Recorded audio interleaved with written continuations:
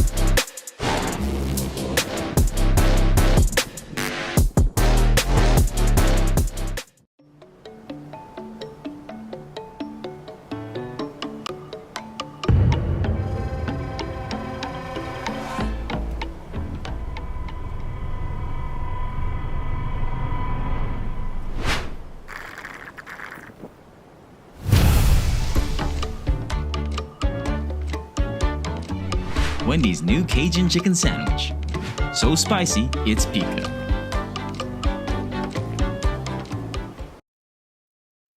You or someone you know looking for a job? Well, Sentinel Security is hiring, and they're offering starting pay between $10 to $15 an hour, and they'll train you too. Email them today that you're interested at sentinelsolutionsguam@gmail.com. Sentinel Security, Guam's most reliable security solution for your home and your business. This tastes oh so good. Say hello to the coolest party in your hands. Cold Stone Guam's birthday cake Oreo cookie ice cream taco. They took everything you love. The birthday cake Oreo cookie ice cream, rainbow sprinkles, rich chocolate, and a crispy waffle taco shell, and turned it into the ultimate summertime celebration. This signature creation won't be around forever, so grab yours while it lasts. Visit Cold Stone at their Micronesia Mall or GPO locations today. Cold Stone Creamery, the ultimate ice cream experience.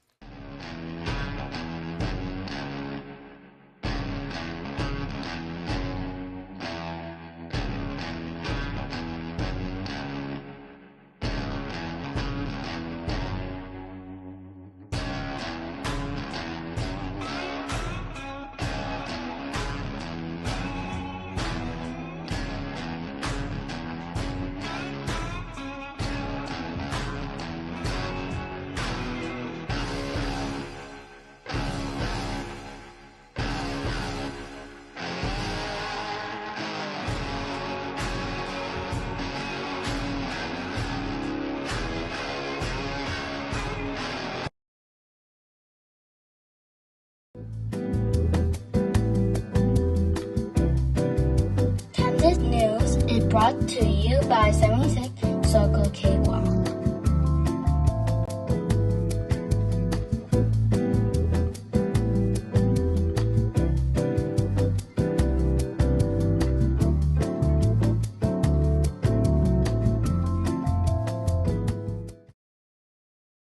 Good afternoon, my dear friends. It is 2:26 p.m. on Monday, July 28, 2025. I miss you guys. Haven't been on a live show since sometime. I think it's since Wednesday last week.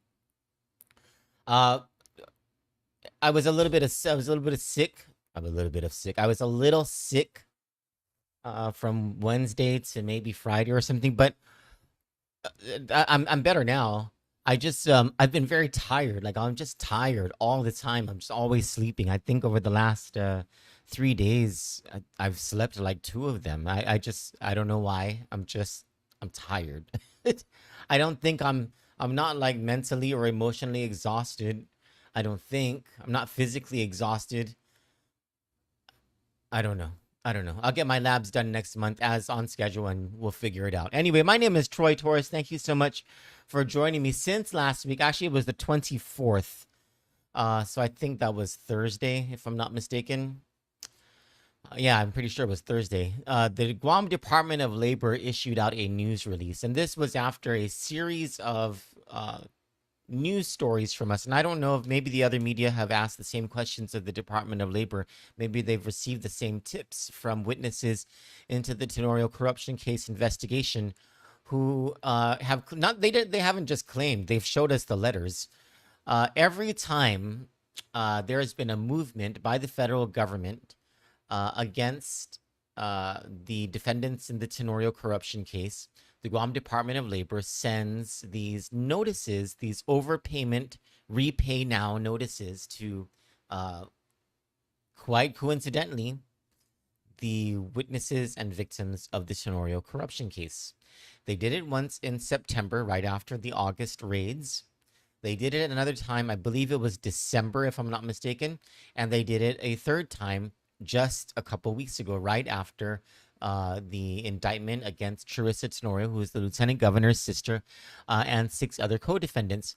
Hi, Teresa. Hi, JD. Hi, Doris. Hi, Francis. Good afternoon, everybody. Thank you so much for joining. And so on the 24th of July, the Department of Labor issued a news release. And this, let me just read you what their news release said. It's a little lengthy, so just stick with me, okay? This is from GDOL. As part of a continued federal mandate following the conclusion of the Pandemic Unemployment Assistance Program, the Guam Department of Labor continues to responsibly recover overpaid benefits distributed during the COVID-19 pandemic. PUA was established as a temporary emergency benefit during a time of national crisis to support workers impacted by the pandemic. And with that, impact is not a verb, by the way. And with that came a requirement by the U.S. Department of Labor for states and territories to audit and review payments issued.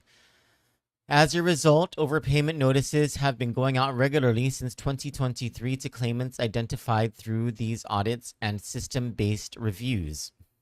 Those are those fancy jargon words to tell you that they're trying to make it seem like it's just some sort of automatic generation of letters, but it's not. It's not automated. I mean, it's not automatic. It's not like random stuff. PUA rules allowed for initial payments to be made based on a self-certification basis to facilitate payment of these emergency benefits. Overpayments are the result of ineligibility found after GDOL has validated and reviewed a paid claim based on a claimant's self-certification. Overpayments are common in all unemployment-related programs across the nation and are typically resolved through offsets and collections efforts by the state agency administering unemployment insurance programs. However, because Guam does not operate its own regular unemployment insurance program, benefit offsets are not commonly applied, making direct repayments or waivers the primary means of recovery of overpayments.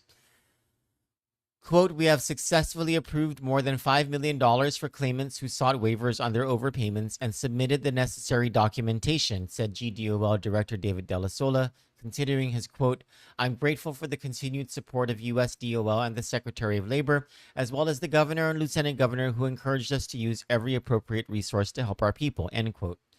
Overpayment letters are produced from a system-generated list based on data reviewed through established federal processes. Notices have been issued periodically as part of an obligation to continue this program recovery. Recipients who receive a notice are encouraged to contact GDOL with any questions or concerns. To date, GDOL has distributed over $809 million in PUA funding. A total of 133,535 applications were received, of which 23,752 were deemed eligible. Of the approximately $23 million in total overpayments, that doesn't seem like a lot compared to $809 million, by the way. GDOL has already recovered more than $8.8 billion through a combination of recovery efforts, adjustment of errors, waivers, and arranged payment plans. Most of the collections were made through recipients who initiated contact with GDOL. Guam's overpayment rate was as low as 2.8%, significantly below the national average of 17%. That's pretty good, actually. GDOL has prioritized assisting individuals who qualify for relief under federal waiver guidelines, especially in situations where people may not have realized they were no longer eligible or didn't fully understand the reporting requirements. Quote, we've helped hundreds of residents through this process, Dela Sola added. Quote, if you believe an overpayment was made in error or if you'd like to set up a payment plan, our team is available and ready to work with you. We are here to help you understand why you have an overpayment and work with you to find a resolution. End quote. All communications and records related to PUA, including overpayment notices, are protected under federal confidentiality regulations. GDOL has confirmed with the US DOL that such records, including names, amounts, and personal details, cannot be publicly disclosed under 20 CFR subsection 603. As such, recipients of PUA notices can rest assured that their information is strictly confidential and will not be shared. While PUA benefit disbursements have ended, the overpayment recovery process is ongoing and federally funded. It is currently scheduled to continue through September unless extended by US DOL.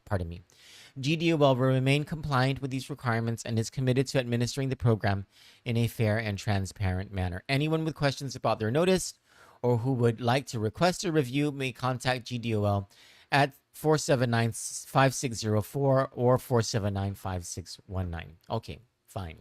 So there's a recovery period, or there is a repayment process going on. And all of it sounds like something that goes on in all of the other jurisdictions in the States. It's great to hear that our overpayment rate was only 2.8% and the national rate was about 17%. Okay, all of that's good and dandy. All of that's fine. Enter the Tenorio corruption case.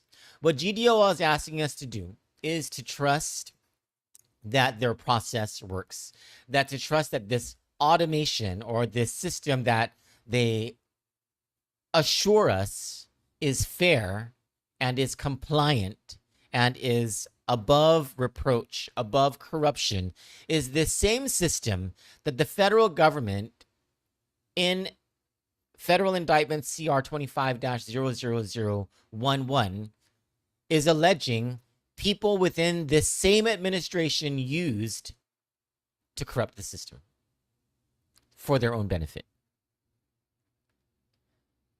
Guam Department of Labor wants us to believe that their system, their way of doing this overpayment, repayment thing, using the same exact system and the same people who've been involved in this system that was allegedly rigged, according to an FBI investigation and the U.S. Attorney's Office in this same administration. That's not a lot of assurance to me. And the fact that the timing of these overpayment notices and who they're going to, how these overpayment notices are going to the witnesses and the victims of the Tenorio corruption case right after federal movements happen in 3 different occasions over the past 10 months tells me that something beyond something fair is going on here. And maybe David De La Sola is above board here. Maybe the director of labor, he's up here, right? He doesn't see it. It's not like he goes into the PUA. I don't think he does go into the PUA system every single day and he has his own access code and he looks at things. I don't think he does. I imagine that he wouldn't. He's the director of labor. Maybe David De La Sola, maybe his hands are clean. But how does he know that the hands of everybody else are clean or dirty? Because according to the federal government, and if David De La Sola is innocent of any of these things, and I think he is, he seems like an above board kind of guy. But according to the federal government, if they're to be believed, something dirty happened. And David De La Sola didn't know about it. So how can he come out and tell us that something happening, that whatever they're doing right now is a fair process? Because what you have going on, because I've spoken to the witnesses and the victims, what you have going on is a chilling effect on them, because every time there's movement in the federal corruption case, in the Tenorio corruption case, they get a letter. And they're wondering, are the feds targeting them? Is the administration targeting them? Are they being punished because they're speaking out? They're talking to the feds. Do they know that, does the administration know that they're talking to the feds? I mean, these are the things that come up in these people's minds. And why wouldn't they come up in these people's minds? I've spoken to other people who've received overpayment notices during other periods. Many people have come up to me about their overpayment notices that they've received. And all of these people who are not involved in the Tenorio corruption case, they've received their notices during different periods, not during these 3 different periods that happened right after these federal movements, right after the federal raids. There was something else. It was something in November, December, and then again right after the indictment. Those were the 3 periods where the witnesses and the victims were receiving the overpayment notices. Now, there are other people who've received overpayment notices over the past couple of years from the Guam Department of Labor. And I'll tell you this about these people who've received these notices, okay? Something very clear. There's a very clear line in the sand that was drawn, at least among the people I talked to. Now, it could be a complete coincidence, okay? Might not be a perfect scientific sample size, but there are those who have been able to get the waivers from the Guam Department of Labor, and then there are those who were denied. When they made an appeal, they were denied getting their waivers from the Guam Department of Labor.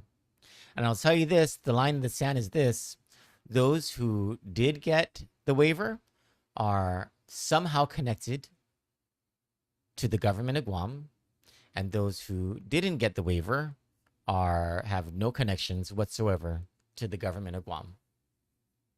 Now, of course, probably not a perfect sample size, but I think you see what I'm getting at here. So this is a time when you would hope, you would think that the Guam legislature gets involved here. And the people of Guam in the last election elected a Republican majority into the Guam legislature. I don't think that it's a mistake or it's some sort of coincidence that the people elected a Republican majority for the first time in 2 decades to the Guam legislature. I think it was a mandate from the people to place some checks and balances on the administration. And this is a perfect time for this Republican majority to grow some balls and to do that.